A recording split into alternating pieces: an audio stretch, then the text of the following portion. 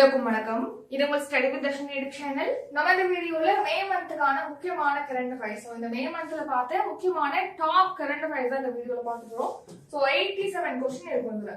So start பண்ணலாம். First question, நாட்டின் கடற்படை துணை தளபதியாக பொறுப்பேற்றவர் யார்? ஆன்சர் சுவாமிநாதன். ஸோ இப்போ இந்திய கடற்படையுடைய துணை தளபதியாக சுவாமிநாதன் அவர்கள் வந்து பொறுப்பேற்றிருக்காரு. சோ இதுக்கு முன்னாடி துணை தளபதியாக இருந்தவர் தினேஷ் திரிபாதி. சோ இவர் பாத்தீங்கன்னா நம்ம இந்திய கடற்படையோட தலைமை தளபதியாக இப்போ பொறுப்பேற்றிருக்காரு. இந்திய கடற்படையோட தலைமை தளபதி தினேஷ் திரிபாதி, துணை தளபதி சுவாமிநாதன். அடுத்த ஆப்ஷன் விவேக் ராம் சௌத்ரி. இவர் இந்திய விமானப்படையோட தலைமை தளபதியா இருக்காரு, விவேக் ராம் சௌத்ரி.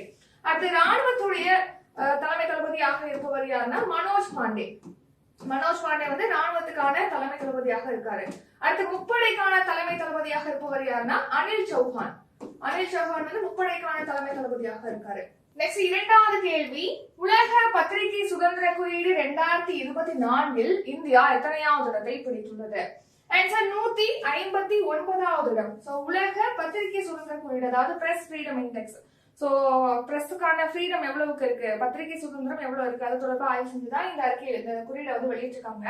இது நம்ம இந்தியா 159வது இடத்தை பிடிச்சிருக்கு. முதல் இடத்துல இருக்கக்கூடிய நாடு எதுனா நார்வே நாடு முதல் இடத்துல இருக்கு. டென்மார்க் 2வது இடத்துல இருக்கு. ஸ்வீடன் 3வது இடத்துல இருக்கு. நம்ம இந்தியா 159வது இடத்துல இருக்கு. அடுத்து இப்போ சமீபத்துல பாத்தீங்கன்னா வேர்ல்ட் எக்கனாமிக் ஃபோரம், அதாவது உலக பொருளாதார அமைப்பு பயணம் மற்றும் சுற்றுலா மேம்பாட்டு குறியீடு 2024 ரிலீஸ் பண்ணிருக்கு. இதுல நம்ம இந்தியா 39வது இடத்தை பிடிச்சிருக்கு சுற்றுலா தரவரிசையில. அடுத்து ஆக்ஸ்போர்ட் எக்கனாமிக்ஸ் பாத்தீங்கன்னா உலகளாவிய நகரங்கள் குறியீடு 2024 வெளியிட்டிருக்கு. இதுல நம்ம இந்திய நகரமான டெல்லி 350வது இடத்தை பிடிச்சிருக்கு. சென்னை 472வது இடத்தை பிடிச்சிருக்கு. முதல் இடத்துல இருக்கக்கூடிய நகரம் எதுனா நியூயார்க், 2வது இடத்துல லண்டன் இருக்கு, 3வது இடத்துல சான் ஜோஸ் இருக்கு. நெக்ஸ்ட் மூன்றாவது கேள்வி, யுனிசெஃப் இந்தியாவின் தேசிய தூதராக நியமிக்கப்பட்டவர் யார்? ஆன்சர் கரீனா கபூர் கான். சோ பாலிவுட் நடிகையான கரீனா கபூர் கான் அவர்கள் தான் இப்போ யுனிசெஃப் இந்தியாவுடைய தேசிய தூதராக நியமிக்கப்பட்டிருக்காங்க. அடுத்து நான்காவது கேள்வி, யுனிசெஃப் இந்தியாவின் இளம் தூதராக நியமிக்கப்பட்ட தமிழக பெண் யார்? ஆன்சர் வினிஷா உமாசங்கர். சோ நம்ம தமிழகத்தை சேர்ந்த இளம் விஞ்ஞானியான வினிஷா உமாசங்கர் தான் இப்போ யுனிசெஃப் இந்தியாவுடைய இளம் தூதராக நியமிக்கப்பட்டிருக்காங்க. சோ அவங்க யுனிசெஃப் இந்தியாவுடைய தேசிய தூதராக கரீனா கபூர் கான் நியமிக்கப்பட்டிருக்காங்க. இளம் தூதராக 4 பேர் நியமிக்கப்பட்டிருக்காங்க. அதுல தமிழகத்தை சேர்ந்த இளம் விஞ்ஞானி வினிஷா உமாசங்கரும் இடம்பெற்றிருக்காங்க. அந்த 4 பேர் யார் யாருன்னு பார்க்கலாம். யுனிசெஃப் இந்தியாவுடைய இளம் தூதராக நியமிக்கப்பட்ட அந்த 4 பேர் யார் யாருன்னு பார்க்கும்போது தமிழகத்தை சேர்ந்த திருவண்ணாமலையின் இளம் விஞ்ஞானி வினிஷா உமாசங்கர் இடம்பெற்றிருக்காங்க. அடுத்து மத்திய பிரதேச மாநிலத்தை சேர்ந்த கௌரன் ஸ்ரீ சர்மா இடம்பெற்றிருக்காங்க. அடுத்து உத்தரப்பிரதேச மாநிலத்தின் கார்த்திக் வர்மா, அசாம் மாநிலத்தை சேர்ந்த பாடகரான நஹித் அஃப்ரின் ஆகியோர் தான் இந்த யுனிசெஃப் இந்தியாவுடைய 4 இளம் தூதர்கள். அடுத்த சமீபத்துல இந்தியாவுக்கான சீன நாட்டின் தூதராக ஷூ ஃபைகாங் நியமிக்கப்பட்டிருக்காரு. நெக்ஸ்ட் யுனிசெஃப் பத்தி பார்க்கலாம். United Nations International Children's Emergency Fund தான் யுனிசெஃப் அப்படிங்கறதோட ஃபுல் ஃபார்ம். அதாவது ஐக்கிய நாடுகளின் சர்வதேச குழந்தைகள் அவசர நிதியம் தமிழ்ல. இந்த யுனிசெஃப் எப்போ தொடங்கப்பட்டதுன்னா 1946ஆம் ஆண்டு டிசம்பர் 11ஆம் தேதி தொடங்கப்பட்டிருக்கு. இதோட ஹெட் குவார்டர் எங்க இருக்கு அப்படின்னா நியூயார்க்ல இருக்கு. அடுத்த 5வது கேள்வி, வெளிநாட்டு உயிரினங்களை பதிவு செய்ய தொடங்கப்பட்ட புதிய இணையதளம் எது? ஆன்சர் பரிவேஷ் 2.0. சோ பரிவேஷ் 2.0 அப்படிங்கிற பேர்ல பாத்தீங்கன்னா வெளிநாட்டு உயிரினங்களை வளர்க்குறாங்க இல்லையா, சோ நாங்க வளர்க்கிறோம், அதோட பிறப்பு இறப்பு அது மற்றவங்களுக்கு கொடுக்குறாங்கன்னா அது தொடர்பாக பதிவு செய்யறதுக்காக பரிவேஷ் 2.0 அப்படிங்கிற இணையதளமானது அறிமுகப்படுத்தப்பட்டிருக்கு. சோ பாத்தீங்கன்னா வன உயிரினங்கள் பாதுகாப்பு சட்டம் 1972 படி இந்த மாதிரி வெளிநாட்டு உயிரினங்களை பதிவு செய்யற நடைமுறையானது நம்ம நாட்டுல இருக்கு. சோ அது தொடர்பாக பதிவு செய்யறதுக்காக தான் பரிவேஷ் 2.0 அப்படிங்கிற இணையதளமானது அறிமுகப்படுத்தப்பட்டிருக்கு. நெக்ஸ்ட் ஒரு உழவன் செயலி பத்தி தெரியும். விவசாயிகளுக்கான செயலி தான் உழவன் செயலி. விவசாயிகள் இப்போ என்ன பயிர் விதைக்கலாம், தரமான விதைகள் எப்படி வாங்குவது, இந்த மாதிரியான அவங்களுக்கு ஆலோசனைகள் வழங்குவது, பயிர் பாதுகாப்பு மற்றும் கால்நடைகளை பாதுகாக்கிறது தொடர்பான அறிவுரைகளை வழங்குவதற்காக தொடங்கப்பட்ட செயலி தான் உழவன் செயலி. இதுல வானிலை தொடர்பான செய்திகளும் வழங்கப்படும். விவசாயிகள் முன்கூட்டியே ஒரு 6 நாட்களுக்கான வானிலை முன்னறிவிப்புகளை அவங்க பெற்றுக்கொண்டு அதுக்கேற்ற மாதிரி அவங்க பிளான் பண்ணிக்கலாம். அப்படிங்கிற தகவலும் இதுல வழங்கப்படுறது கூடுதா அப்படின்னு சொல்லிட்டு தெரிவிச்சிருக்காங்க. அடுத்து நம்ம யாத்திரை செயலி மூலமா பாத்தீங்கன்னா வாடகை வாகன சேவையானது தொடங்கப்பட்டிருக்கு. வாடகை வாகன சேவை வந்து நம்ம யாத்திரை செயலி மூலமா வழங்கப்படுது. அடுத்து PUCC 2.0 அப்படிங்கிற செயலி மூலமா பாத்தீங்கன்னா வாகனங்களுக்கு மாசு கட்டுப்பாடு சான்றிதழ்கள் வழங்கப்படும் அப்படின்னு சொல்லிட்டு தெரிவிச்சிருக்காங்க. நெக்ஸ்ட் 6வது கேள்வி, ஏப்ரலில் GST டேஷ்போர்டில் வசூல் செய்யப்பட்டுள்ளது. Answer option B. 2,10,267 கோடி ரூபாய் வந்து ஏப்ரல் மாதம் GST ஆக மாதாந்திர GST ஆக வசூல் செய்யப்பட்டிருக்கு. GST அப்படின்னா என்ன? Goods and services tax. Goods and services tax, அதாவது சரக்கு மற்றும் சேவை வரி. GST எப்போ அறிமுகப்படுத்தப்பட்டது அப்படின்னா 2017ஆம் ஆண்டு ஜூலை 1 தேதி தான் நம்ம நாடு முழுக்க இது நடைமுறைப்படுத்தப்பட்டது. நெக்ஸ்ட் 7வது கேள்வி, எந்த நாட்டின் புதிய நாணயத்தின் பெயர் ஜிக் என்று அறிவிக்கப்பட்டுள்ளது? Answer Zimbabwe. சோ ஜிம்பாப்வேல பாத்தீங்கன்னா கடுமையான பண நெருக்கடியானது, நிதி நெருக்கடியானது இருக்கு. சோ இந்த நிலையில பாத்தீங்கன்னா இதை கட்டுப்படுத்துற வகையில ஜிக் அப்படிங்கிற பேர்ல வந்து இப்போ புதுசாக நாணய தாள்கள் வந்து அச்சிடப்பட்டு வழங்கப்படுது அப்படின்னு சொல்லிட்டு தெரிவிச்சிருக்காங்க. ஜிக் அப்படிங்கிறது ஜிம்பாப்வே நாட்டுடைய புதிய நாணய பெயர். அடுத்து பாத்தீங்கன்னா நம்ம இப்போ டாபிக் வைஸா கரண்ட் அஃபேர்ஸ் நம்ம சேனல்ல வந்து அப்லோட் பண்ணிருக்கோம். அதாவது awards and recognition, important appointment, அடுத்து பாத்தீங்கன்னா தமிழ்நாடு ஸ்கீம்ஸ், அப்புறம் ரீசெண்டா வந்து நம்ம சமையல்ஸ் அப்லோட் பண்ணிருக்கோம், மிலிட்டரி எக்ஸசைஸ் அப்லோட் பண்ணிருக்கோம், இந்தியாவிலே முதன்முறையாக மிகப்பெரிய இந்த மாதிரி டாபிக் முக்கியமான டாபிக்லாம் வந்து இப்போ ரீசெண்டா தான் அப்லோட் பண்ணிருக்கோம். ஸோ இது வந்து ஒரே பிளேலிஸ்ட்ல டாப் கரண்ட் அஃபேர்ஸ்னு சொல்லிட்டு நம்ம ஒரே பிளேலிஸ்ட் கிரியேட் பண்ணிருக்கோம். ஸோ இந்த பிளேலிஸ்ட் லிங்க் வந்து டிஸ்கிரிப்ஷன்ல இல்லைன்னா கமெண்ட்ல வந்து நம்ம கொடுக்குறோம், நீங்க செக் பண்ணி பார்த்துக்கலாம். அடுத்து 8வது கேள்வி, ஜெரேமிய மானேல் கீழ்கண்ட எந்த நாட்டின் புதிய பிரதமராக தேர்வு செய்யப்பட்டுள்ளார்? ஆன்சர் சாலமன் தீவுகள். இப்போ ஜெரேமிய மானேல் பாத்தீங்கன்னா சாலமன் தீவுகள் நாட்டுடைய புதிய பிரதமராக தேர்வு செய்யப்பட்டிருக்காரு. அதே மாதிரி மே மந்த்ல என்னென்ன அப்பாயின்மெண்ட் இருக்கு, எந்தெந்த நாட்டுக்கு யார் யார் வந்து அதிபர் பிரதமராக நியமிக்கப்பட்டிருக்காங்க அப்படின்னு பார்க்கலாம். அடுத்து ரஷ்யாவுடைய அதிபராக இப்போ விளாடிமிர் புடின் பாத்தீங்கன்னா 5வது முறையாக பொறுப்பேற்றிருக்காரு. அடுத்து ரஷ்யாவுடைய பிரதமராக மிகையில் மிஷோஸ்டின் வந்து பொறுப்பேற்றிருக்காரு. 2வது முறை, ஏற்கனவே அவர் தான் இருக்காரு, மறுபடியும் அவர் தான் வந்து பிரதமராக பொறுப்பேற்கிறாரு.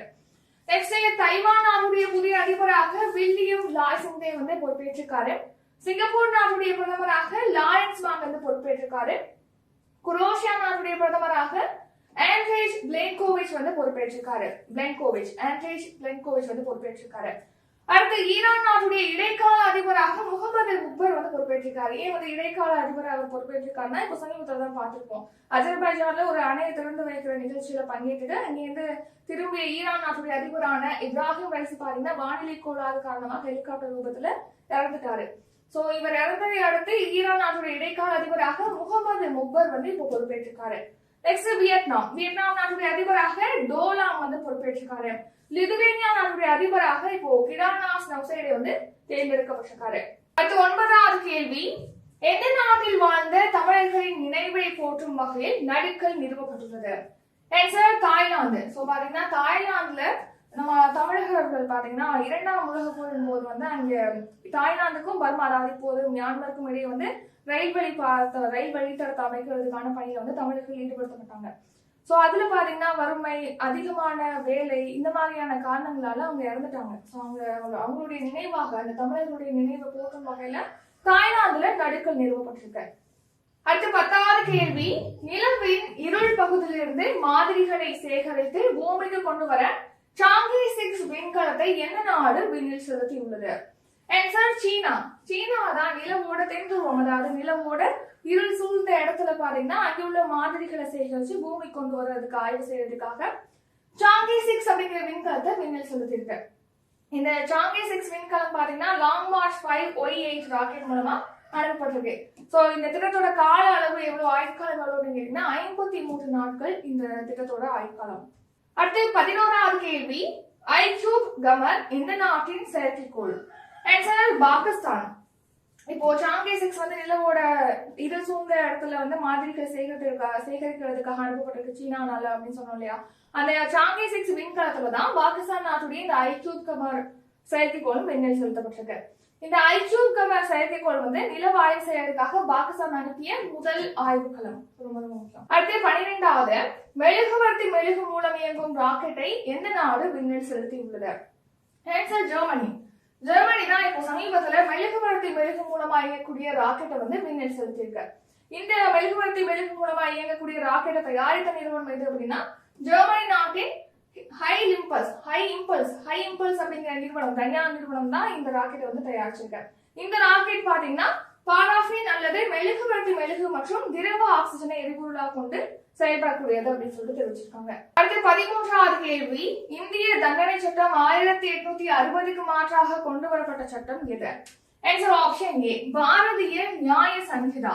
பாரதிய நியாய சங்கிதா தான் இந்திய தண்டனை சட்டம் 1860க்கு மாற்றாக கொண்டு வரப்பட்டது. சோ ஒரு 3 சட்டங்கள், ஆங்கிலேயர் காலத்துல இருந்த 3 சட்டங்களுக்கு மாற்றாக 3 புதிய சட்டங்கள் கொண்டு வரப்பட்டிருக்கு. அது என்னென்ன அப்படின்னு பார்க்கும்போது, பாரதிய நியாய சங்கிதாக்கு இந்திய தண்டனை சட்டம் 1860க்கு மாற்றாக பாரதிய நியாய சங்கிதா கொண்டு வரப்பட்டது. அடுத்த குற்றவியல் நடைமுறை சட்டம் 1898க்கு மாற்றாக பாரதிய நாகரிக் சுரக்ஷா சங்கிதா கொண்டு வரப்பட்டது.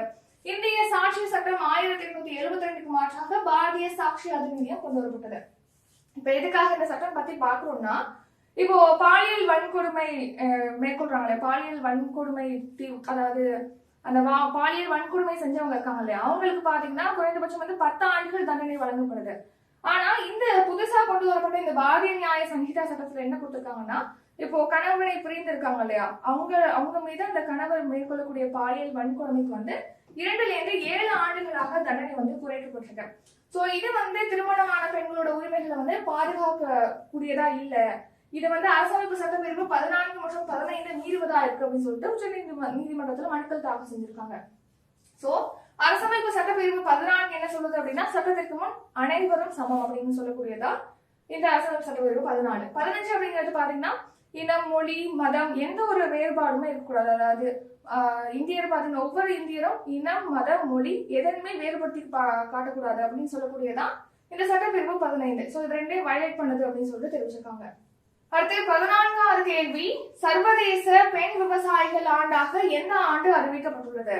ஆன்சர் 2026ஆம் ஆண்டு. 2026ஆம் ஆண்டு பாத்தீங்கன்னா ஐநா வந்து சர்வதேச பெண் விவசாயிகள் ஆண்டாக அறிவிச்சிருக்கு. இப்போ ஐக்கிய நாடுகள் பொதுச்சபை பத்தி பார்த்தோம்னா, இது 1945ஆம் ஆண்டு தொடங்கப்பட்டது. இதோட ஹெட் குவார்ட்டர் நியூயார்க்ல இருக்கு. நெக்ஸ்ட் 15வது கேள்வி, மாட்ரிட் ஓபன் டென்னிஸ் போட்டியில் மகளிர் ஒற்றையர் பிரிவில் சாம்பியன் பட்டம் வென்றவர் யார்? ஆன்சர் இகா ஸ்வியாடெக். சோ இப்போ சமீபத்தில் நடைபெற்ற மாட்ரிட் ஓபன் டென்னிஸ் போட்டியில மகளிருக்கான ஒற்றையர் பிரிவுல இகா ஸ்வியாடெக் தான் சாம்பியனா இருக்காங்க. இதே போட்டியில ஆடவருக்கான ஒற்றையர் பிரிவுல ஆண்ட்ரே ரூப்லேவ், ரஷ்ய வீரர் ஆண்ட்ரே ரூப்லேவ் வந்து சாம்பியனா இருக்காரு. அடுத்த ஒரு போட்டி, இத்தாலியன் ஓபன் டென்னிஸ் போட்டி. இந்த போட்டியில பாத்தீங்கன்னா ஜெர்மனி வீரரான அலெக்சாண்டர் ஸ்வரேவ் வந்து ஆடவருக்கான ஒற்றையர் பிரிவுல சாம்பியனா இருக்காரு. போலந்து வீராங்கனை இகா ஸ்வியாடெக் வந்து மகளிருக்கான ஒற்றையர் பிரிவுல சாம்பியனா இருக்காங்க. 16வது கேள்வி, சிம்பெக்ஸ் என்பது கீழ்கண்ட எந்த 2 நாடுகளுக்கு இடையிலான கூட்டு கடற்படை பயிற்சி? ஆன்சர் இந்தியா மற்றும் சிங்கப்பூர். சோ இது நேம் வச்சே சொல்லிடலாம். இப்போ சிம்பெக்ஸ் அப்படிங்கிறதுல எஸ் வந்து சிங்கப்பூர், ஐ வந்து India. Singapore India maritime bilateral exercise அப்படிங்கிறது இதோட ஃபுல் ஃபார்ம். சோ சிம்பெக்ஸ் அப்படிங்கிறது இந்தியாவுக்கும் சிங்கப்பூர் நாட்டுக்கும் இடையிலான கூட்டு கடற்படை பயிற்சி. சோ இந்த வருஷம் பாத்தீங்கன்னா லாஸ்ட்ல வந்து 3வது பதிப்பு விசாகப்பட்டினத்துல வந்து இந்த பயிற்சி நடைபெறும் அப்படின்னு சொல்லிட்டு தெரிவிச்சிருக்காங்க. அடுத்து தர்காஷ் அப்படிங்கிறது பயங்கரவாத எதிர்ப்பு கூட்டு பயிற்சி. இந்தியாவுக்கும் அமெரிக்காவுக்கும் இடையிலான பயங்கரவாத எதிர்ப்பு கூட்டு பயிற்சி தான் தர்காஷ். சோ இந்த வருஷம் 7வது பதிப்பு நடைபெற்றிருக்கு. நம்ம ஏற்கனவே பாத்தீங்கன்னா இந்த வருஷம் ஜனவரி டு மே மந்த் வரைக்கும் முக்கியமான மிலிட்டரி எக்ஸசைஸ் வீடியோ வந்து எஸ்டேட் தான் அப்லோட் பண்ணிருக்கோம். நீங்க இன்னும் பாக்கலன்னா செக் பண்ணிக்கோங்க. அடுத்து கூட்டு சிறப்பு படை பயிற்சி வஜ்ர பிரகார் அப்படிங்கிற பேர்ல பாத்தீங்கன்னா இந்தியாவுக்கும் அமெரிக்காவுக்கும் இடையே கூட்டு சிறப்பு படை பயிற்சி மேற்கொள்ளப்படுது. அடுத்து யுத் அபியாஸ் அப்படிங்கிற பேர்ல இந்தியாவுக்கும் அமெரிக்காவுக்கும் இடையே கூட்டு ராணுவ பயிற்சியானது மேற்கொள்ளப்படுது. டைகர் ட்ரையம்ப் அப்படிங்கிற பேர்ல பாத்தீங்கன்னா இந்தியாவுக்கும் அமெரிக்காவுக்கும் இடையே பாத்தீங்கன்னா பேரிடர் மீட்பு படை பயிற்சியானது மேற்கொள்ளப்பட்டிருக்கு. அடுத்து ககன் ஸ்ட்ரைக் 2 பயிற்சியானது இப்போ பஞ்சாப்ல சமீபத்தில் நடைபெற்றிருக்கு. நம்ம இந்திய ராணுவத்துடைய கர்கா காப்ஸ் படைக்கும் இந்திய விமானப்படைக்கும் இடையே தான் இந்த ககன் ஸ்ட்ரைக் 2 பயிற்சியானது மேற்கொள்ளப்பட்டிருக்கு. நெக்ஸ்ட் சக்தி அப்படிங்கிறது இந்தியாவுக்கும் பிரான்ஸ் நாட்டுக்கும் இடையிலான கூட்டு ராணுவ பயிற்சி. இந்த வருஷம் பாத்தீங்கன்னா 7வது பதிப்பு நடைபெற்றிருக்கு. எங்க நடைபெற்றதுன்னா மேகாலயா மாநிலத்தின் உம்ரோயில நடைபெற்றிருக்கு. இப்போ சக்திங்கிறது இந்தியா பிரான்ஸ்க்கு இடையிலான கூட்டு ராணுவ பயிற்சி. கருடா அப்படிங்கிற பேர்ல இந்தியாவுக்கும் பிரான்ஸ்க்கும் இடையே விமானப்படை பயிற்சி நடத்தப்படுது. அடுத்து வருணா அப்படிங்கிற பேர்ல இந்தியாவுக்கும் பிரான்ஸ்க்கும் இடையே கடற்படை பயிற்சி நடத்தப்படுது. நெக்ஸ்ட் பாத்தீங்கன்னா இப்போ சமீபத்துல கேரளாவின் கொச்சியில பாத்தீங்கன்னா இந்தியா, ஆஸ்திரேலியா, இந்தோனேஷியா இந்த 3 நாடுகளுக்கு இடையிலான முத்தரப்பு கடல்சார் பாதுகாப்பு பயிற்சி பாத்தீங்கன்னா நடைபெற்றிருக்கு. சோ இந்த வருஷம் நடைபெற்றது 2வது பதிப்பு. 17வது கேள்வி, ஐசிசி டெஸ்ட் தரவரிசையில் இந்தியா எத்தனையாவது இடத்தை பிடித்துள்ளது? ஆன்சர் 2ஆம் இடம். இந்த வருஷம் பாத்தீங்கன்னா ஐசிசி டெஸ்ட் தரவரிசையில இந்தியா வந்து 2ஆவது இடத்தை பிடிச்சிருக்கு. அடுத்து பாத்தீங்கன்னா 3 ஃபார்மேட் இருக்கு. கிரிக்கெட்டை பொறுத்த வரைக்கும் 3 ஃபார்மேட் இருக்கு. அதுல டெஸ்ட்ல வந்து இந்தியா 2ஆவது இடம், T20ல பாத்தீங்கன்னா இந்தியா முதலிடம், அதே மாதிரி பாத்தீங்கன்னா ஒன் டே கிரிக்கெட்லயுமே இந்தியா வந்து முதலிடத்துல தான் இருக்கு. அடுத்து 18வது கேள்வி, கல்லூரி கனவு திட்டம் தமிழகத்தில் கீழ்கண்ட எந்த திட்டத்தின் கீழ் தொடங்கப்பட்டது? ஆன்சர் நான் முதல்வன். சோ இப்போ 12ஆம் வகுப்பு படிச்சு முடிச்சுட்டு அடுத்து உயர்கல்வி என்ன படிக்கலாம் அப்படிங்கறது தொடர்பாக ஆலோசனை வழங்குவதற்காக தொடங்கப்பட்ட திட்டம் தான் கல்லூரி கனவு திட்டம். இது வந்து நான் முதல்வன் திட்டத்தின் கீழ் தொடங்கப்பட்ட திட்டம். இப்போ நான் முதல்வன் திட்டம் அப்படிங்கறத நம்ம அடிக்கடி பார்த்துருப்போம். இது வந்து திறன் பயிற்சி திட்டம். இப்போ படிச்சு முடிச்சுட்டு இருக்கக்கூடிய இளைஞர்கள், இப்போ காலேஜ் படிக்கக்கூடிய இளைஞர்களுக்கு வந்து திறன் பயிற்சி வழங்குறது, திறன் பயிற்சி வழங்கி அதன் மூலமாக அவங்களுக்கு வேலை வாய்ப்பு வழங்குவதுதான் இந்த திட்டம். இந்த திட்டம் வந்து கடந்த 2022ஆம் ஆண்டு மார்ச் 1 தேதி தொடங்கப்பட்டிருக்கு. உயர்கல்வி மற்றும் கல்லூரி முடித்த வேலையில்லா பட்டதாரிகளுக்கு வந்து திறன் பயிற்சிகள் அளித்து அவங்களுக்கு தகுதியான வேலை வாய்ப்புகள் பெறுவதற்காக தான் இந்த திட்டம் தொடங்கப்பட்டது. அடுத்து தமிழ் புதல்வன் திட்டம். இது யாருக்காக தொடங்கப்பட்டதுன்னா அரசு பள்ளி மாணவர்களுக்காக இனிமேதான் தொடங்குவாங்க. இந்த பட்ஜெட்ல அறிவிச்சிருக்காங்க, தமிழக பட்ஜெட்ல. அதாவது பாத்தீங்கன்னா இப்போ கவர்மெண்ட் ஸ்கூல்ல படிச்சுட்டு அடுத்து காலேஜ் படிக்கிறாங்களே, அதாவது உயர்கல்வியில சேராங்களே மாணவர்கள், அவங்களுக்கு மாதந்தோறும் 1000 ரூபாய் வழங்கணும் அப்படிங்கிறதுக்காக தான் இந்த தமிழ் புதல்வன் திட்டம் இப்போ அறிமுகப்படுத்திருக்காங்க. இதே மாதிரி பெண்களுக்காக தொடங்கப்பட்ட திட்டம் இது. இப்போ கவர்மெண்ட் ஸ்கூல்ல 6ல இருந்து 12ஆம் வகுப்பு வரைக்கும் படிச்சுட்டு உயர்கல்வி படிக்கக்கூடிய மாணவர்களுக்கு மாதந்தோறும் 1000 ரூபாய் வழங்குறதுக்காக தமிழக அரசு செயல்படுத்தக்கூடிய திட்டம் என்ன, அதுக்கான பேர் என்ன அப்படிங்கறத நீங்க கமெண்ட் பண்ணிருங்க. இது உங்களுக்கான கொஸ்டின். அடுத்து மக்களுடன் முதல்வர் திட்டம். இது கடந்த 2023ஆம் ஆண்டு டிசம்பர் மாதம் தொடங்கப்பட்டது. சோ மக்களுடைய குறைகளை கேட்டு அவங்கள அந்த குறைகளை வந்து தீர்ப்பதற்காக தொடங்கப்பட்ட திட்டம் தான் இந்த மக்களுடன் முதல்வர் திட்டம். இது வந்து கடந்த ஆண்டு டிசம்பர் மாதம் தொடங்கப்பட்டிருக்கு. இப்போ இந்த திட்டத்துடைய 2வது கட்டம் வர ஜூலை 15ஆம் தேதி தொடங்கப்படும் அப்படின்னு சொல்லிட்டு தெரிவிச்சிருக்காங்க. அடுத்து அம்பேத்கர் தொழில் முன்னோடி திட்டம். இது வந்து கடந்த ஆண்டு ஜூன் மாதம் தொடங்கப்பட்டது. இது யாருக்கான திட்டம் அப்படின்னா இப்போ ஆதி திராவிடர் மற்றும் பழங்குடியினத்தை சேர்ந்த இளைஞர்களை வந்து தொழில் முனைவோரா மாத்தணும், பிசினஸ் மேனா மாத்தணும் அப்படிங்கிறதுக்காக தான் இந்த திட்டம் வந்து தொடங்கியிருக்காங்க. சோ இந்த திட்டம் பாத்தீங்கன்னா 100 கோடியில அறிவிக்கப்பட்ட திட்டம். இந்த திட்டத்தின் கீழ் பாத்தீங்கன்னா இப்போ ஆதி திராவிட பழங்குடியினத்தை சேர்ந்த இளைஞர்களை வந்து தொழில் முனைவோர் ஆக்குறதுக்காக அவங்களுக்கு இப்போ பேங்க்ல போய் கடன் வாங்குறாங்க, தொழில் தொடங்குறதுக்காக கடன் வாங்குறாங்கன்னா அதுல 35% வந்து அரசு மானியமாக வழங்கிடும்.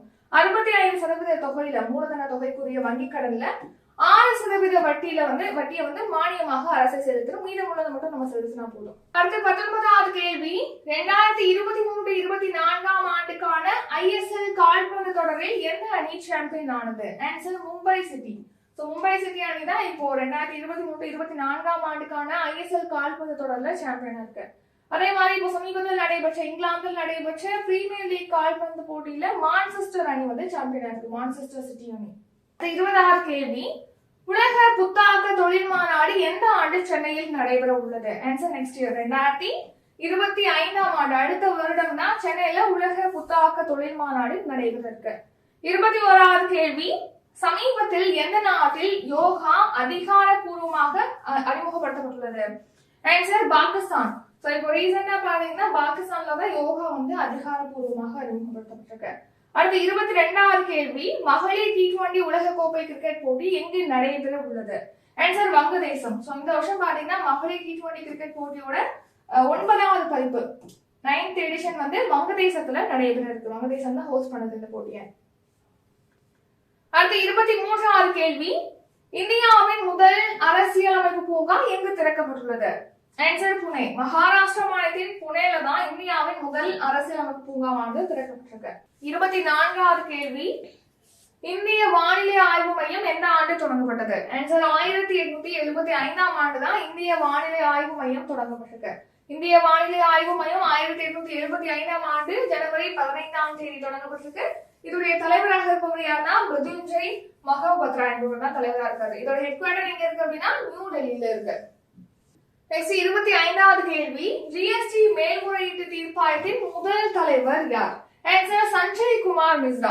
சஞ்சய் குமார் மிஸ்ரா தான் GST மேல்முறையீட்டு தீர்ப்பாயத்துடைய முதல் தலைவராக இப்போ நியமிக்கப்பட்டிருக்காரு. அடுத்து 26வது கேள்வி, வள்ளலார் சர்வதேச மையம் எங்கு அமைக்கப்படுகிறது? ஆன்சர் வடலூர். வடலூர்ல தான் இப்போ தமிழக அரசு சார்பில் வள்ளலார் சர்வதேச மையமானது அமைக்கப்படுது.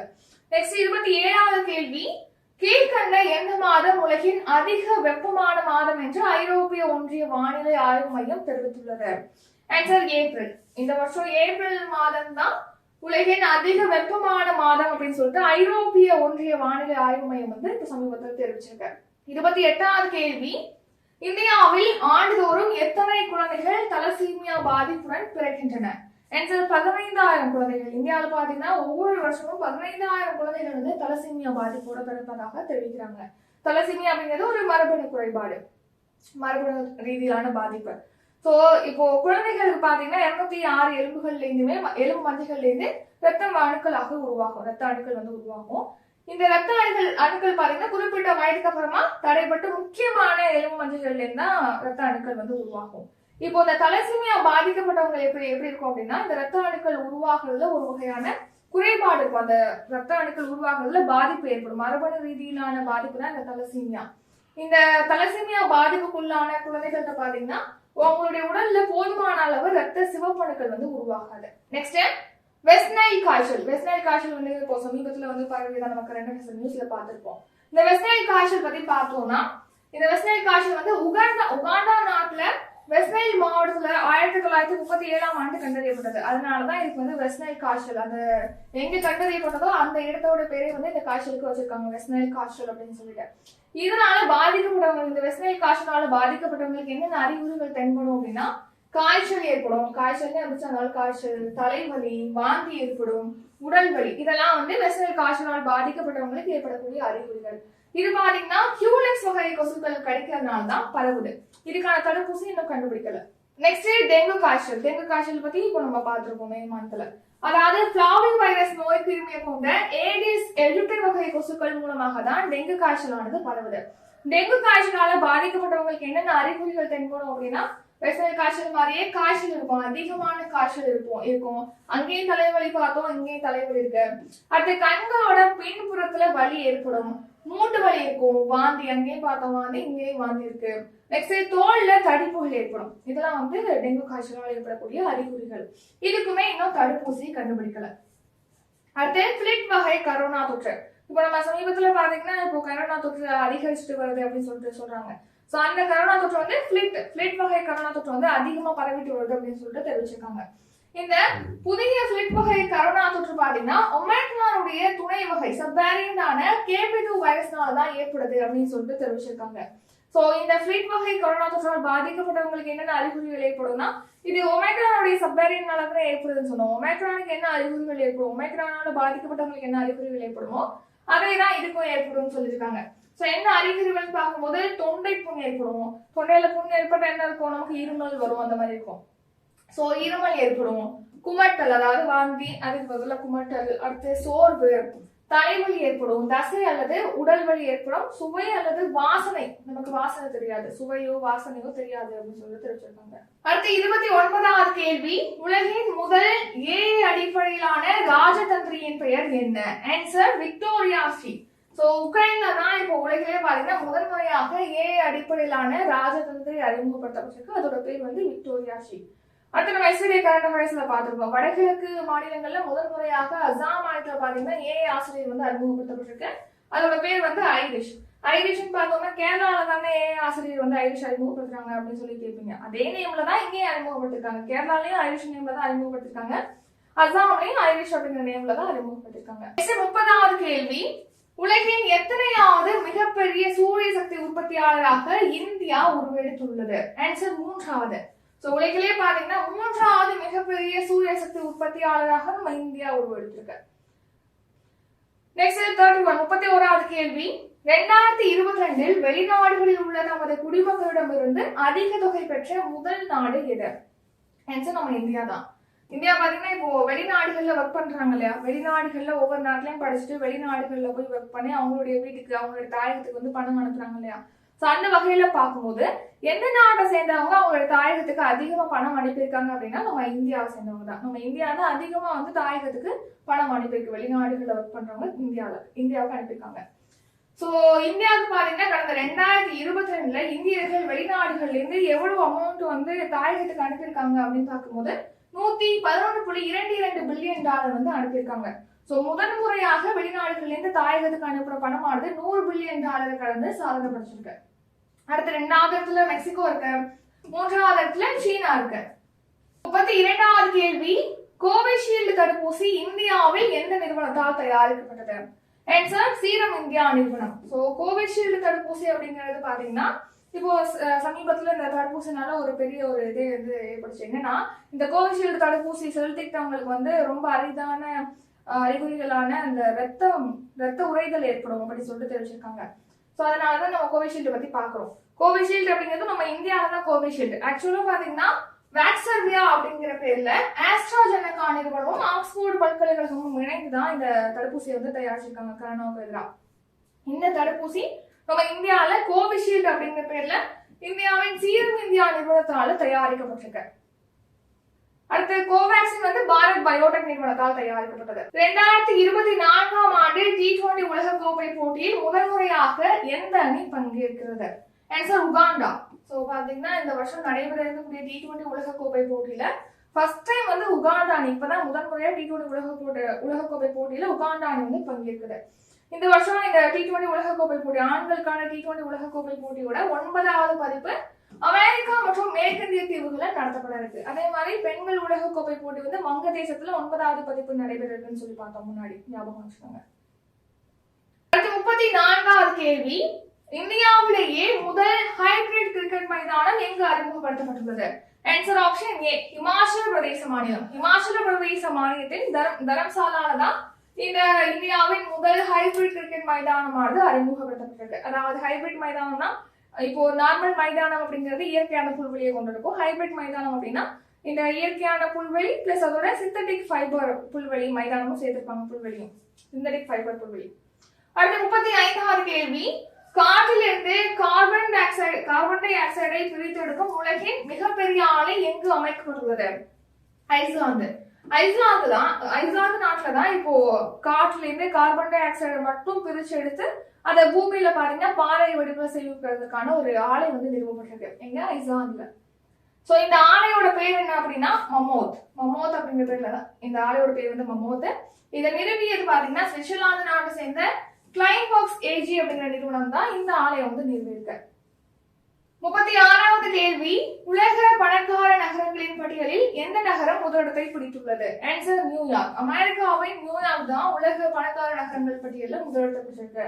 2வது இடத்துல சான் பிரான்சிஸ்கோ இருக்கு, 3வது இடத்துல ஜப்பானின் டோக்கியோ இருக்கு, 4வது இடத்துல சிங்கப்பூர் இருக்கு, 5வது இடத்துல லண்டன் இருக்கு.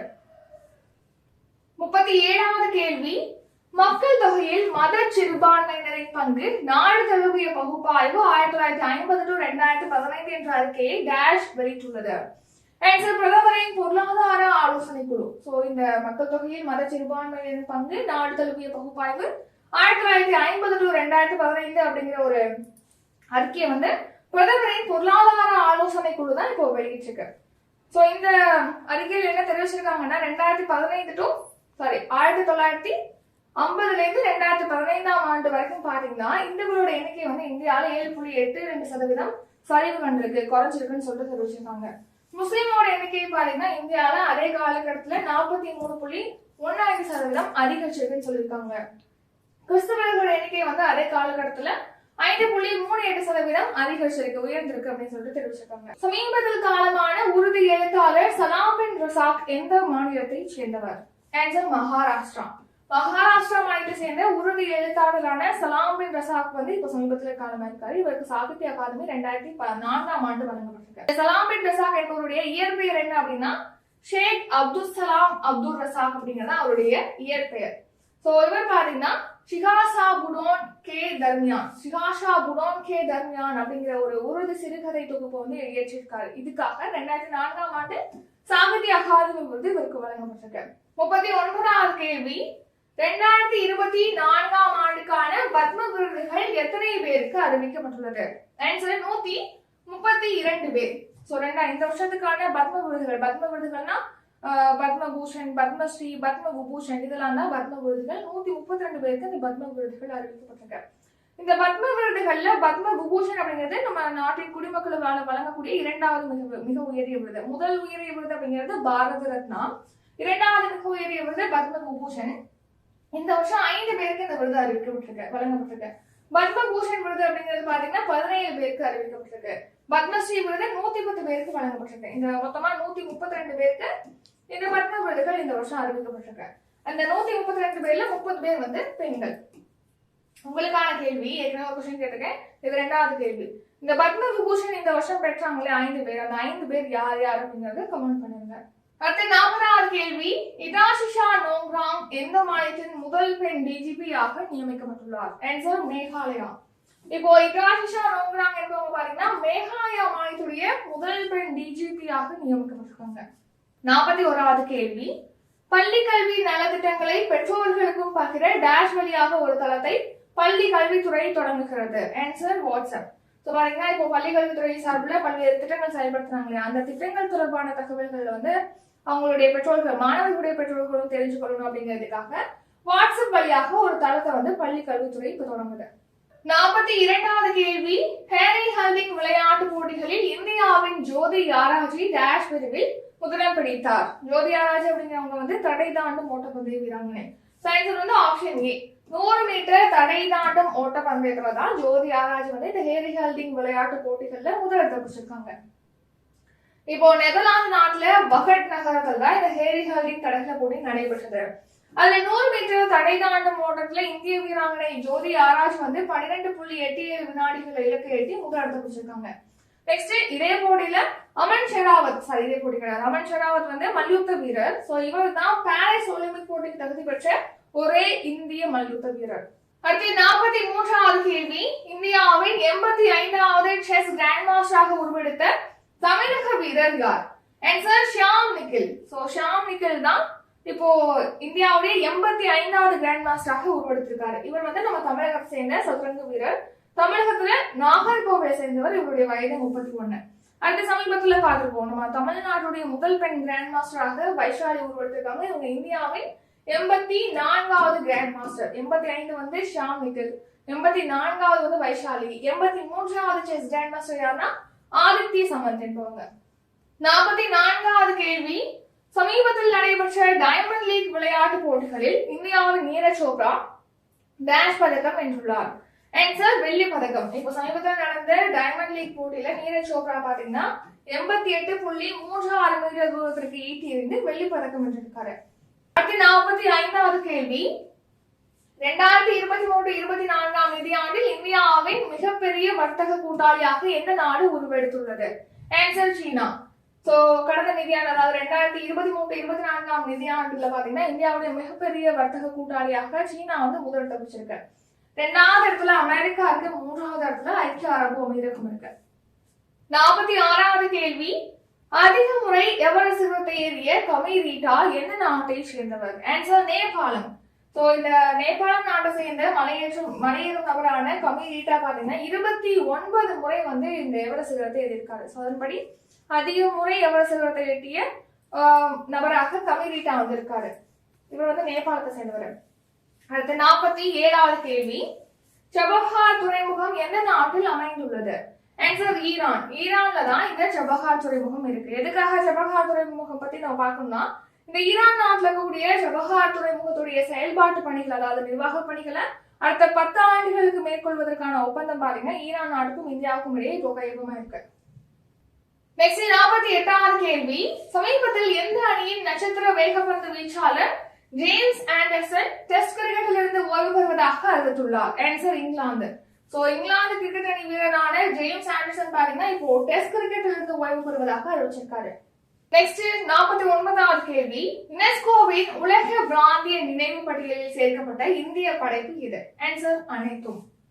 சமீபத்தில் பாத்தீங்கன்னா இந்த யுனெஸ்கோவுடைய உலக பிராந்திய நினைவு பட்டியலில் மொத்தமா 20 படைப்புகள் சேர்க்கப்பட்டிருக்கு.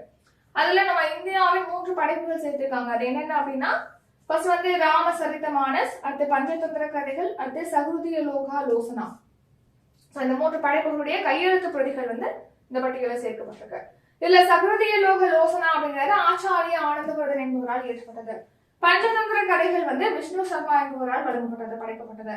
ராமசரித மானஸ் அப்படிங்கிறது கோஸ்வாமி துளசிதாஸ் என்பவரால் படைக்கப்பட்டது. 50வது கேள்வி, சமீபத்தில் சாகித்ய அகாதமி ஃபெலோஷிப் யாருக்கு வழங்கப்பட்டுள்ளது?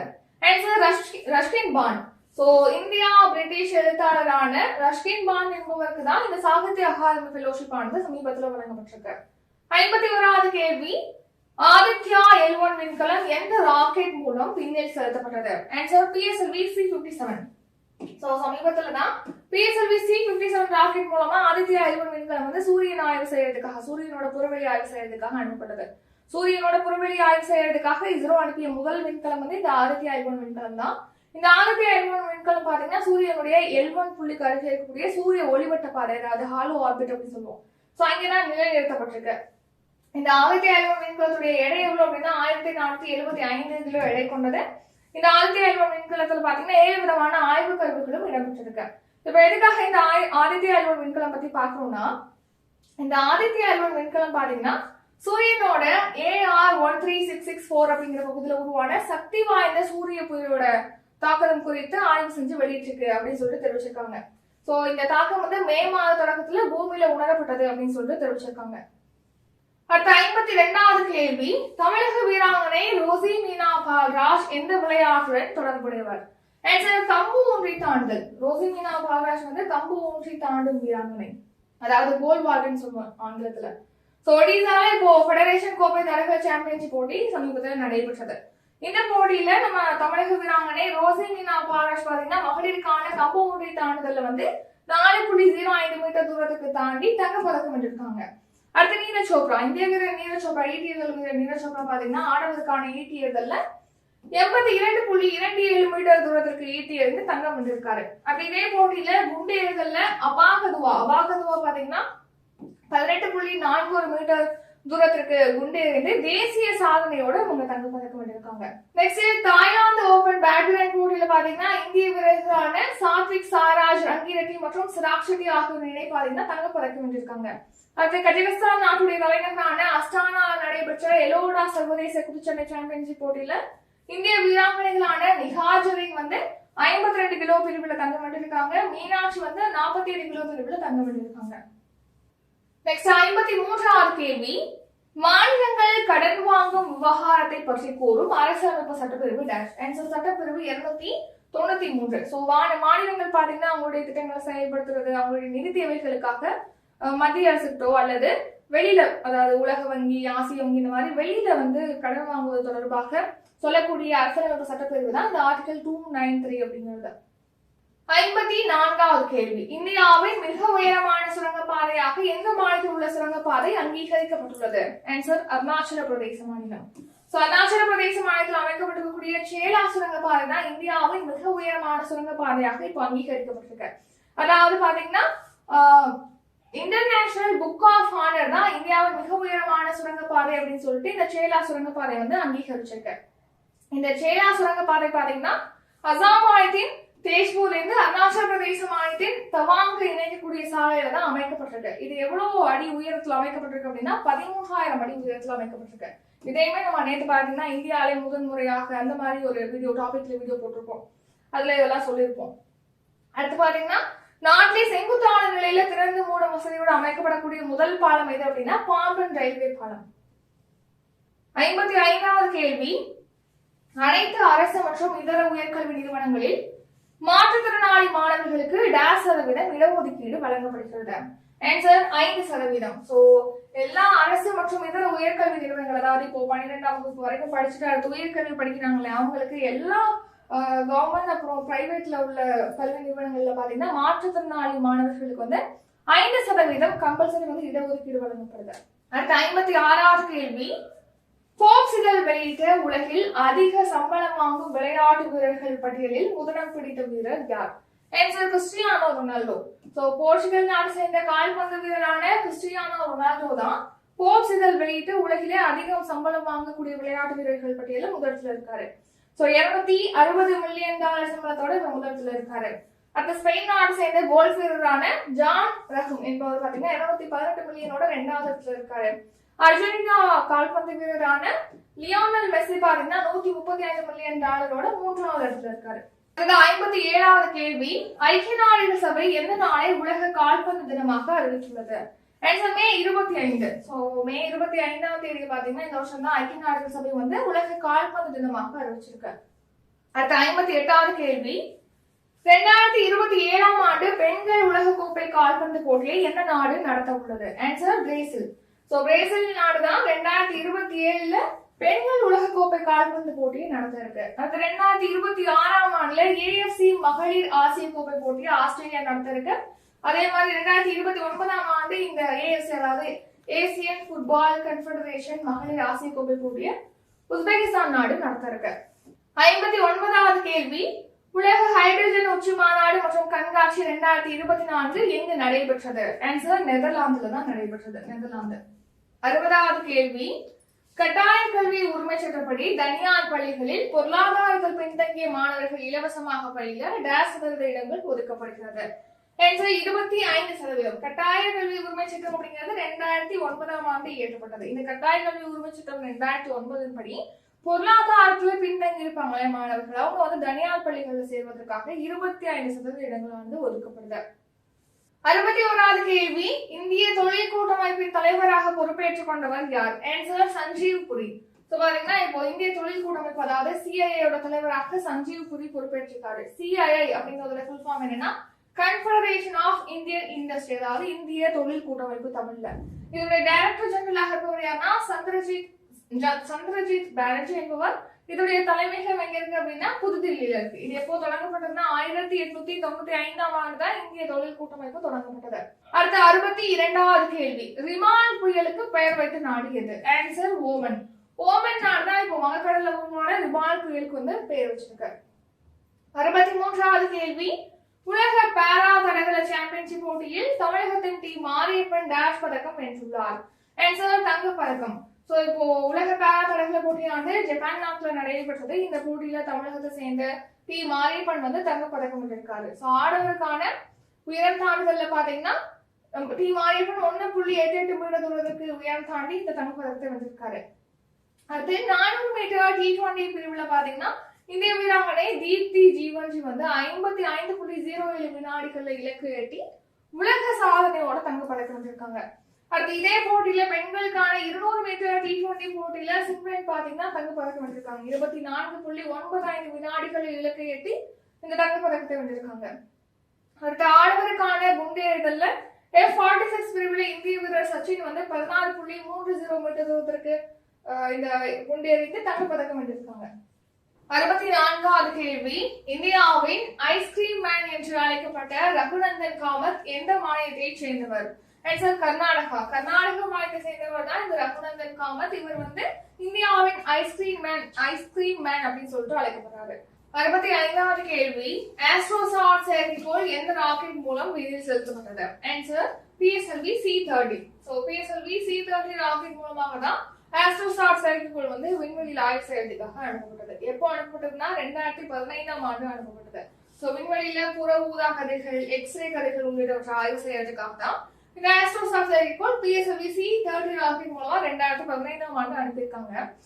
இந்த செயற்கைக்கோள் ஆய்வு செஞ்சு அனுப்பிய தரவுகளை பாத்தீங்கன்னா URA செயற்கைக்கோள் மையம், அப்புறம் குவஹாத்தி IIT, மும்பை பல்கலைக்கழகம், டாடா அறக்கட்டளை ஆராய்ச்சி நிறுவனம் வந்து ஒருங்கிணைந்து ஆய்வு செஞ்சு ஒரு தகவலை வெளியிட்டிருக்காங்க. என்ன தகவல்னா, இப்போ பிளாக் ஹோல் அதாவது கருந்துளை இருக்கு இல்லையா, கருந்துளையோட SWIFT J1727.81613 அப்படிங்கிற பகுதியில இருந்து உயர் ஆற்றல் கொண்ட ஊடுகதிர்கள் வந்து சீரற்ற நிலையில வெளியாகிறது அப்படின்னு சொல்லிட்டு கண்டறிஞ்சிருக்காங்க. கருந்துளை அப்படிங்கிறது பாத்தீங்கன்னா தீவிரமான ஈர்ப்பு விசை கொண்டதான் கருந்துளை. இது வந்து ஊடுகதிர்களை வந்து சீரற்ற நிலையில வெளிப்படுத்துது, வெளியாகுது அங்கேருந்து அப்படின்னு சொல்லிட்டு இந்த ஆய்வின் மூலமா தெரிவிச்சிருக்காங்க. அடுத்த 66வது கேள்வி, சென்னை உயர்நீதிமன்ற பொறுப்பு தலைமை நீதிபதியாக நியமிக்கப்பட்டவர் யார்? ஆன்சர் அரங்க மகாதேவன். பாத்தீங்கன்னா இப்போ சென்னை உயர்நீதிமன்றத்துடைய பொறுப்பு தலைமை நீதிபதியாக அரங்க மகாதேவன் வந்து பொறுப்பேற்றிருக்காரு. அதுக்கு முன்னாடி சென்னை உயர்நீதிமன்றத்துடைய தலைமை நீதிபதியாக இருந்தவர் யாருன்னா SD கங்கா பூர்வலா. 67வது கேள்வி, அமராவதி அணை எந்த மாநிலத்தில் உள்ளது? ஆன்சர் தமிழ்நாடு. தமிழ்நாடுல திருப்பூர்ல தான் அமராவதி ஆற்றின் மீது வந்து இந்த அமராவதி அணையானது கட்டப்பட்டிருக்கு. இப்ப எதுக்காக அமராவதி அணை பத்தி பாக்கணும்னா, இந்த அமராவதி அணைக்கு வந்து நீர் வருது இல்லையா, அதுக்கான முக்கியமான சோர்ஸா வந்து சிலந்தி ஆறு இருக்கு. இந்த சிலந்தி ஆறு குறுக்கே பாத்தீங்கன்னா இப்போ கேரள அரசு தடுப்பணை கட்டுவதற்கு முடிவு எடுத்திருக்காங்க. சோ இது வந்து நம்ம அமராவதி அணைக்கு நீர் வருவது வந்து கம்மியாகும். அதோட சோர்ஸாவே சிலந்தியார் வந்து முக்கியமான சோர்ஸா இருக்கு. சோ இது வந்து தமிழ்நாட்டை பாதிக்கும் அப்படின்னு சொல்லிட்டு தெரிவிக்கிறாங்க. அடுத்த 68வது கேள்வி, நாட்டின் ஜவுளி ஏற்றுமதியில் எந்த மாநிலம் முதலிடத்தை பிடித்துள்ளது? ஆன்சர் தமிழ்நாடு. நம்ம நாட்டிலே ஜவுளி ஏற்றுமதியில நம்ம தமிழ்நாடு தான் முதலிடத்துல இருக்கு. அடுத்த 69வது கேள்வி, தற்போது எத்தனையாவது மக்களவை தேர்தல் நடைபெற்று வருகிறது? ஆன்சர் 18வது மக்களவை தேர்தல். சோ இப்ப பாத்தீங்கன்னா 18வது மக்களவை தேர்தலானது 7 கட்டங்களாக நடைபெற்று வருது. ஆல்ரெடி பாத்தீங்கன்னா இந்த மக்களவை தேர்தல் பத்தி நம்ம ஒரு ஃபுல் வீடியோ போட்டிருப்போம். அதையும் பாக்குறீங்கன்னா நீங்க செக் பண்ணி பாத்துக்கலாம். நெக்ஸ்ட் 70வது கேள்வி, 2024ஆம் ஆண்டிற்கான சர்வதேச புக்கர் பரிசினை வென்றவர் யார்? Answer A and B. Jenny Erpenbeck மற்றும் மைக்கேல் ஹாஃப்மேன் ஆகியோர் தான் இந்த வருஷத்துக்கான சர்வதேச புக்கர் பரிசை வந்து பெற்றிருக்காங்க. புக்கர் பரிசு அப்படிங்கிறது பாத்தீங்கன்னா 2005ஆம் ஆண்டு தொடங்கப்பட்டது. அதாவது என்னன்னா, இப்போ வெவ்வேறு நாடுகள்ல அவங்கவுங்க மொழிகள்ல உருவாக்கப்பட்ட படைப்புகள், எழுத்து படைப்புகளை பாத்தீங்கன்னா ஆங்கிலத்துல மொழிபெயர்த்து யுனைடெட் கிங்டம், யூகே மற்றும் அயர்லாந்துல வெளியிடுறாங்க இல்லையா, அந்த புத்தகங்களுக்கு தான் இந்த சிறந்த புத்தகங்களுக்கு வழங்கப்படுது. வெவ்வேறு மொழிகள்ல வெளிநாடுகளை சேர்ந்த எழுத்தாளர்கள் எழுதி வெளியிடக்கூடிய புத்தகங்களை அப்படியே ஆங்கிலத்துல மொழிபெயர்த்து இந்த யுனைடெட் கிங்டம் மற்றும் அயர்லாந்துல வெளியிடக்கூடிய புத்தகங்களுக்கு தான் இந்த சர்வதேச புக்கர் பரிசு வழங்கப்படுது.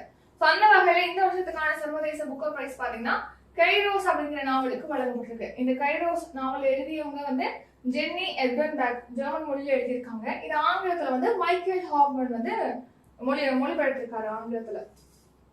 நெக்ஸ்ட் 71வது கேள்வி, உலகின் மிக உயரமான எவரெஸ்ட் சிகரத்தை எட்டிய இளம் இந்தியர் யார்? ஆன்சர் காம்யா. காம்யாவுடைய வயது 16 வயதிலே உலகின் மிக உயரமான எவரெஸ்ட் சிகரத்தை எட்டிய இளம் வயது இந்தியர் அப்படிங்கிற பெருமையை வந்து காமியா பெற்றிருக்காங்க. அடுத்து எவரெஸ்ட் சிகரத்தை அடைந்த மிக வயதான இந்திய பெண் யார் அப்படின்னா ஜோதி அத்ரே. இவங்க 55 வயதுல எவரெஸ்ட் சிகரத்தை வந்து அடைஞ்சிருக்காங்க. நெக்ஸ்ட் 72வது கேள்வி, இந்திய வம்சாவளியை சேர்ந்த ஜெயா பாடிகா, ராஜ் சிங் பரேசா ஆகியோர் எந்த நாட்டின் மாவட்ட நீதிபதிகளாக நியமிக்கப்பட்டுள்ளனர்?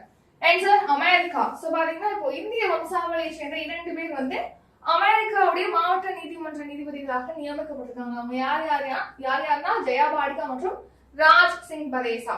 இதுல ஜெயா பாடிகா வந்து சாக்ரமெண்டோ மாவட்ட உயர் நீதிமன்ற நீதிபதியாக நியமிக்கப்பட்டிருக்காங்க. ராஜ் சிங் பரேசா வந்து ஃப்ரெஸ்னோ மாவட்ட உயர் நீதிமன்றத்திலேயே முதல் சீக்கிய நீதிபதியாக நியமிக்கப்பட்டிருக்காரு.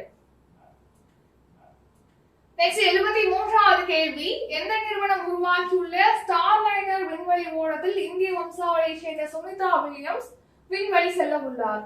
Answer Boeing. போயிங் நிறுவனம், அமெரிக்காவின் தனியார் நிறுவனமான போயிங் நிறுவனம் தான் இந்த ஸ்டார்லைனர் விண்வெளி ஓடத்தை வந்து உருவாக்கியிருக்கு. சோ இந்த ஓடத்துல இந்திய வம்சாவளியை சேர்ந்த சுனிதா வில்லியம்ஸ் அவர்கள் வந்து பயணம் மேற்கொள்ள இருக்காங்க, விண்வெளிக்கு செல்ல இருக்காங்க. அடுத்து 74வது கேள்வி, எந்த ஐரோப்பிய நாடு சமீபத்தில் பாலஸ்தீனத்துக்கு தனி நாடு அங்கீகாரம் வழங்கியுள்ளது? Answer Ireland, Spain, Norway. Ireland, Spain, Norway இந்த 3 நாடுகள் தான் இப்போ பாலஸ்தீனத்துக்கு தனி நாடு அங்கீகாரமானது வழங்கியிருக்காங்க. 75வது கேள்வி, சமீபத்தில் எலான் மஸ்க் எந்த நாட்டில் ஸ்பேஸ் எக்ஸின் ஸ்டார்லிங்க் செயற்கைக்கோள் இணைய சேவையை அறிமுகப்படுத்தினார்? Answer Indonesia. இந்தோனேஷியா நாட்டின் பாலி தீவுல தான் இப்போ ஸ்பேஸ் எக்ஸ் நிறுவனத்தின் எலான் மஸ்க் வந்து இப்போ இந்த ஸ்டார்லிங்க் செயற்கைக்கோள் சேவை வந்து தொடங்கி வச்சிருக்காரு. 76வது கேள்வி, R21 மேட்ரிக்ஸ் சேம் தடுப்பூசி எதனை தடுப்பதற்காக உருவாக்கப்பட்டது? Answer malaria. மலேரியா நோயை வந்து தடுப்பதற்காக உருவாக்கப்பட்ட தடுப்பூசி தான் இந்த R21 மேட்ரிக்ஸ் சேம் அப்படிங்கிறது.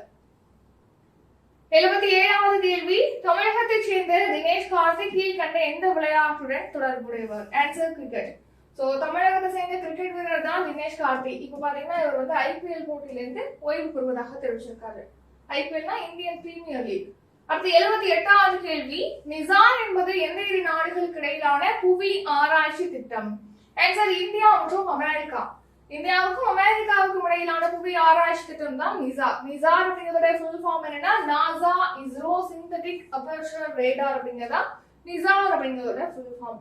நெக்ஸ்ட் 79வது கேள்வி, 77வது கேன்ஸ் திரைப்பட விழாவில் லாஸ்ட் விருது வென்ற இந்தியர் யார்? ஆன்சர் சித்தானந்த நாயக்.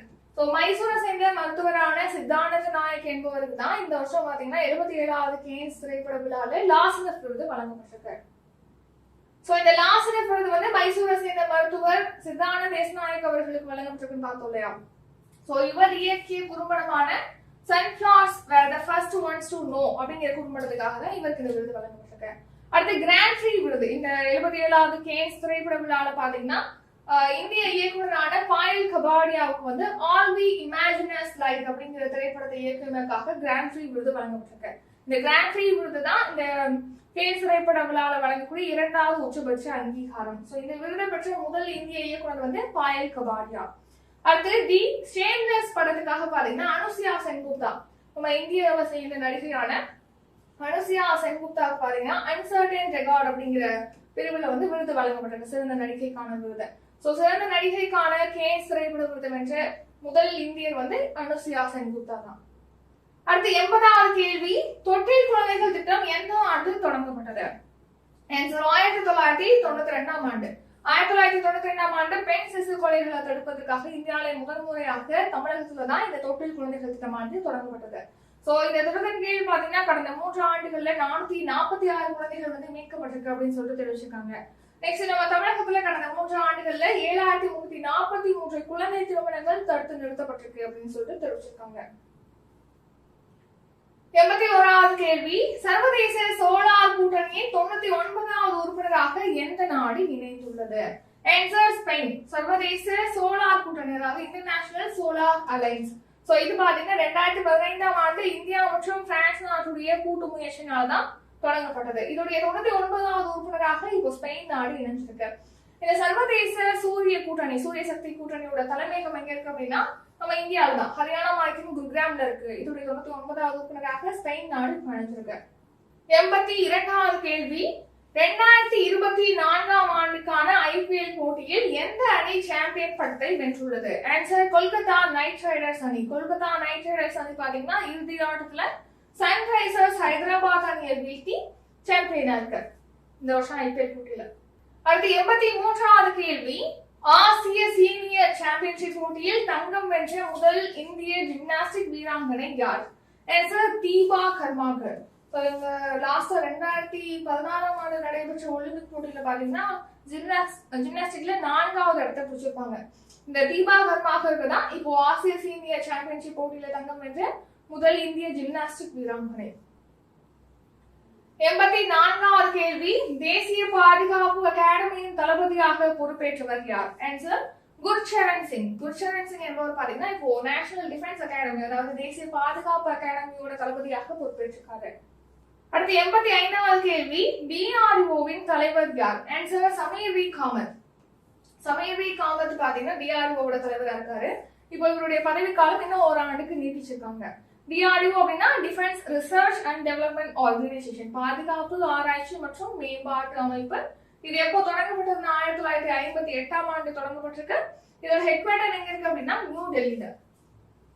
86வது கேள்வி, 2023ஆம் ஆண்டிற்கான உலகிலே அதிக சம்பளம் வாங்கும் தலைமை நிர்வாக அதிகாரிகளின் பட்டியலில் 2ஆம் இடம் பிடித்த இந்தியர் யார்? ஆன்சர் நிகேஷ் அரோரா. சோ இப்போ சமீபத்துல பாத்தீங்கன்னா 2023ஆம் ஆண்டுக்கான உலகிலே அதிக சம்பளம் வாங்கக்கூடிய சிஓக்கள் பட்டியலை வந்து ரிலீஸ் பண்ணிருக்காங்க. அதுல இந்தியாவின் நிகேஷ் அரோரா வந்து 2வது இடத்தை பிடிச்சிருக்காரு.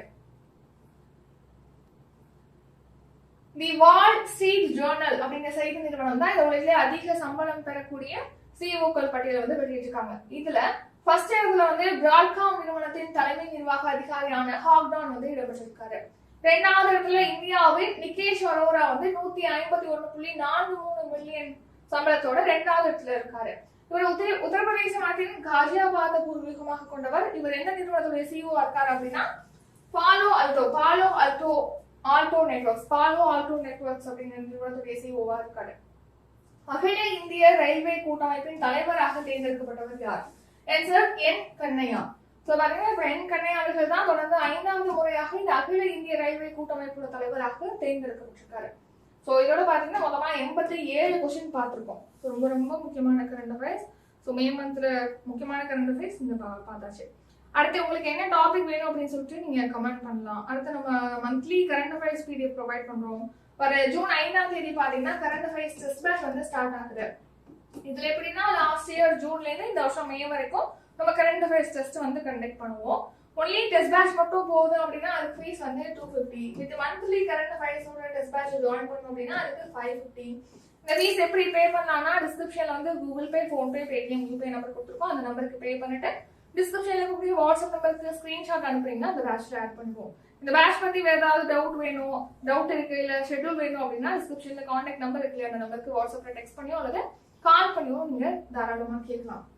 அடுத்து upcoming test batch science batch இருக்கு. மேக்ஸ் வந்து 3ஆம் தேதி ஸ்டார்ட் ஆகுது. அடுத்து GK batch, group 2 whole batch இருக்கு. இந்த அப்கமிங் டெஸ்ட் பேட்ச் பத்திலாம் தெரிஞ்சுக்கணும்னா நம்ம டிஸ்கிரிப்ஷன்ல கொடுத்துருக்கோம், அதுக்கான டீட்டெயில் நீங்க செக் பண்ணி பார்த்துக்கலாம். இந்த வீடியோ உங்களுக்கு பிடிச்சிருந்தா லைக் பண்ணுங்க, ஷேர் பண்ணுங்க. நம்ம சேனலை நீங்க இன்னும் சப்ஸ்கிரைப் பண்ணலன்னா மறக்காம சப்ஸ்கிரைப் பண்ணிக்கோங்க. நன்றி, வணக்கம்.